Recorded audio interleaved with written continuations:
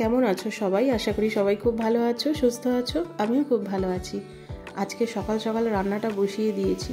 আজকের ব্লগটা পুরোটাই তোমাদের কাছে রান্নার রেসিপি, রান্না নিয়েই হবে।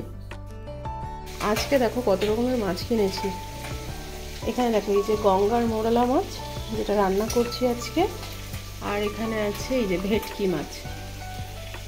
ভেটকি মাছ নিয়েছি, চিংড়ি মাছটা গোটাই ছিল, আমি ছাড়িয়ে নিয়েছি।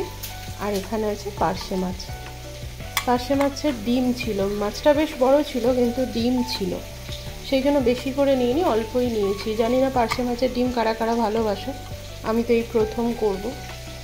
তো এই যে আজকে রান্না হচ্ছে পার্শে মাছটা, আর চিংড়ি মাছটা আমি ফ্রিজে ঢুকিয়ে দেবো। আজকে শুধু এই যে গঙ্গার মোরলা মাছটা করব, আর ফুলকপি আলু দিয়ে ভেটকি মাছের তরকারি করব।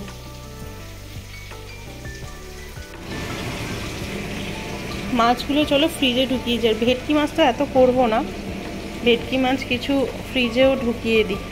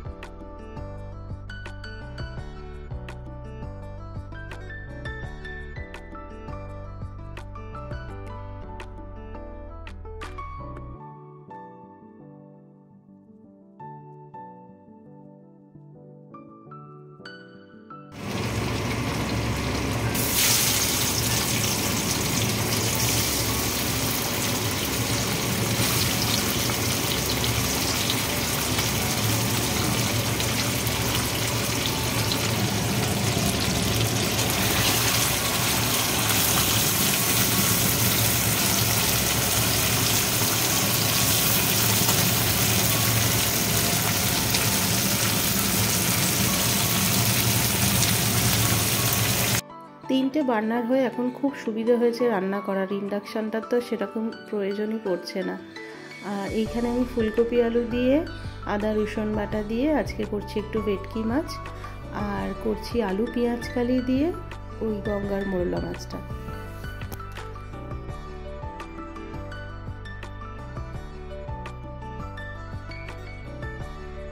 দেখবে একমাত্র শীতকালটাতেই কিন্তু রান্নাবান্না করতে বেশি ভালো লাগে। আর বাঙালি যেহেতু খেতে ভালোবাসে, সেই জন্য শীতকালে তো একদম রান্নাবান্নার আড়ম্বরের শেষ নেই। যত নতুন শাক সবজি, মাছ, বরফের মাছ সব এই শীতকালেতেই বেশি পাওয়া যায়। আর রান্না করেও মজা শীতকালে। একদিকে ভাত বসিয়ে নিয়েছি, আর একদিকে ফুলকপি আলুর তরকারিটা করে নিচ্ছি। আর একটা কড়াইতেই আমি সব রকম মাছগুলো আগে ভেজে নিচ্ছি, তাহলে রান্নাটা করতেও সুবিধা হবে। আর ভেটকি মাছগুলো কিন্তু ভীষণ ভালো পেয়েছি আজকে। আগের দিনেও নিয়েছিলাম কিন্তু এতটা ভালো ছিল না, একটু নরম ছিল। আজকের মাছটা বেশ ভালো।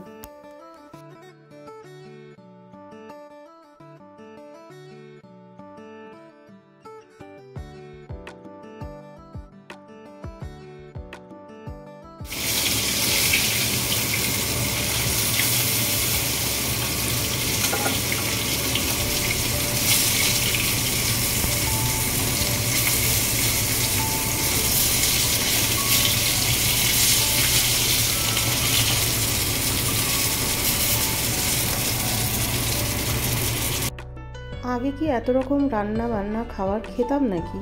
ওই থোরবড়ি খাড়া বড়ি থোর, মা যতই রান্না করুক না কেন, সেই আলু ছাড়া যেন জীবনে কিচ্ছু ছিল না। তো যা কিছুতে সব কিছুই ওই আলু দিয়েই খেতাম। আমার ছেলেটাও ঠিক সেরম হয়েছে। এখন তো আর মুখে কিছু বলতে পারি না যে ছোটোবেলায় আমিও এরকম ছিলাম, খাওয়াতে ভীষণ জ্বালাতাম। কিন্তু বিয়ের পর সমস্ত কিছু, গাছের মূল থেকে আগা পর্যন্ত সব কিছুই এখন চলে।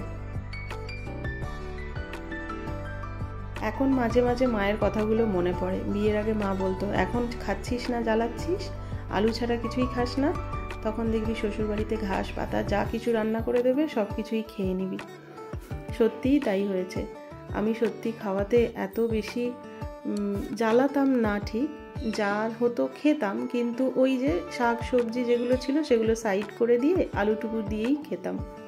এখন তো সমস্ত কিছু খেতেও শিখে গেছি আর রান্নাও করতে শিখে গেছি। এটাই হয়তো মেয়েদের জীবন।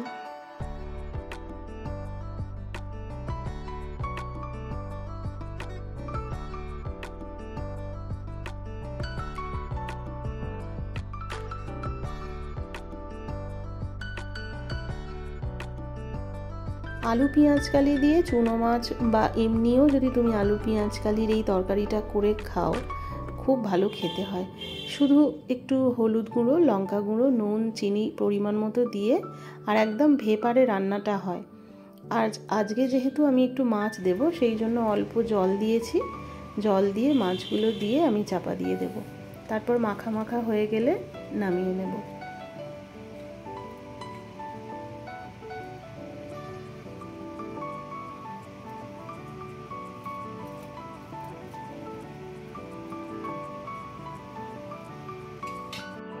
রান্না আমার কমপ্লিট হয়ে গেছে। আজকে রান্না করেছি, দেখো কয়েকটা চুনো মাছ রেখেছি ভাত দিয়ে খাওয়ার জন্য।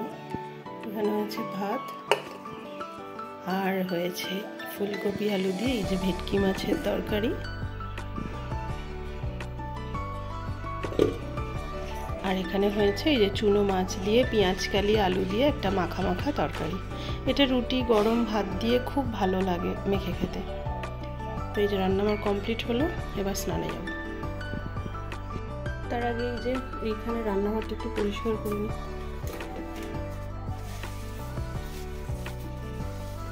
আগে খাওয়া দাওয়ার পর তার বাসন মেজে তারপর আমি রান্নাঘরটা পরিষ্কার করতাম, কিন্তু এক দিদির ব্লগেতে শুনলাম, ওই দিদিকে আমার ভীষণ ভালো লাগে। তো সেই দিদি বললেন যে খাওয়া দাওয়ার আগে রান্না বান্না করেই গ্যাস ওভেন একদম পরিষ্কার করে রেখে দেবে, এটা সংসারের জন্য খুব মঙ্গল। আর সেই কারণেই আমিও একদম রান্না টান্না হয়ে গেলে গ্যাস রান্নাঘর সব পরিষ্কার করে রেখে তারপর বাকি কাজটা করতে যাই।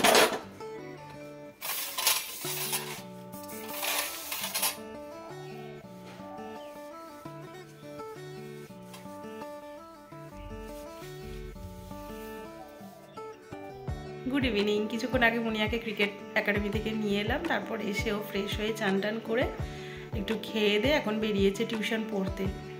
আর আজকে রাত্রে হচ্ছে চিলি চিকেন, আর চিলি চিকেনটা বানাবে ও। তার সমস্ত কিছু যা ইনগ্রিডিয়েন্টস লাগে সেগুলো সমস্ত কাটাকাটি করে আমি একদম রেখে দিয়েছি রেডি করে। দেখাই একবার দাঁড়াও।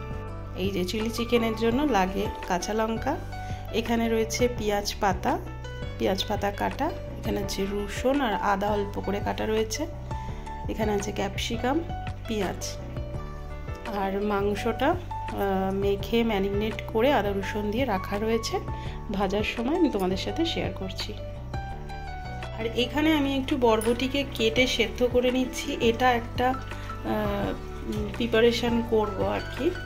তো আমি ইউটিউবেই একজনের রিলসে দেখলাম, বেশ ভালো লাগলো, মানে দেখেই জিভে জল চলে আসলো। তো বরবটিকে সেদ্ধ করে আদা রসুন টমেটো কাঁচা লঙ্কা দিয়ে ভালো করে মিক্সার গ্রাইন্ডে একদম পেস্ট করে নিই, সর্ষের তেল দিয়ে নাড়াচাড়া করে, আর গরম ভাতে মানে ওই বরবটির ভর্তা টাইপের। তো সেটা করব বলে বরবটিগুলোকে আমি একটু সেদ্ধ করে নিচ্ছি। আজকে অফিস থেকে ফিরেই ওকে রান্নাটা করতে হচ্ছে, আর আমি সেই কারণে ওর আর অপেক্ষা না করে ওকে বললাম যে আমি সমস্ত কিছু কাটাকাটি করে রেখে দেবো, তুমি শুধু এসে চিকেনগুলো ভেজে রান্নাটা করো। এটা ম্যারিনেট করে না প্রায় 2-3 ঘন্টার মতো একটু ভিজিয়ে রাখলে টেস্টটা অনেক বেশি ভালো হয়। যেহেতু একদম আজকে সময়টা নেই হাতে, সেই কারণে ও একদম এসেই তৈরি করে নিল। চিলি চিকেনটা ও দারুণ বানায়। বিয়ের পর থেকেই বাপের বাড়িতে যতবার চিলি চিকেন হয়েছে ওই গিয়ে রান্না করতো, আর ওর হাতে চিলি চিকেন খেতে সবাই ভীষণ ভালোবাসে। তারপর ছোটো বোনও বানায় খুব ভালো। তো আর ওর বন্ধুবান্ধবের অনেক চেনাশোনা মানুষ, আমার বন্ধুবান্ধবের অনেক চেনাশোনা, যাদেরকে ওর হাতের চিলি চিকেন রান্না করে খাইয়েছি। আজকের সমস্ত রান্নার রেসিপি তোমাদের কেমন লাগলো সেটা অবশ্যই কমেন্ট করে জানিও। আর তার সাথে সাথে ব্লগটা আজকে এখানেই শেষ করছি। দেখা হচ্ছে নেক্সট আরেকটা ব্লগের সাথে। ততক্ষণের জন্য খুব ভালো থেকো, সুস্থ থেকো, আর সবাইকে ভালো রেখো। দেরাদুন রাইসের ভাত করেছিলাম আর তার সাথে চিলি চিকেনটা খেতে জাস্ট অসাধারণ হয়েছিল, দেখেই বুঝতে পারছো।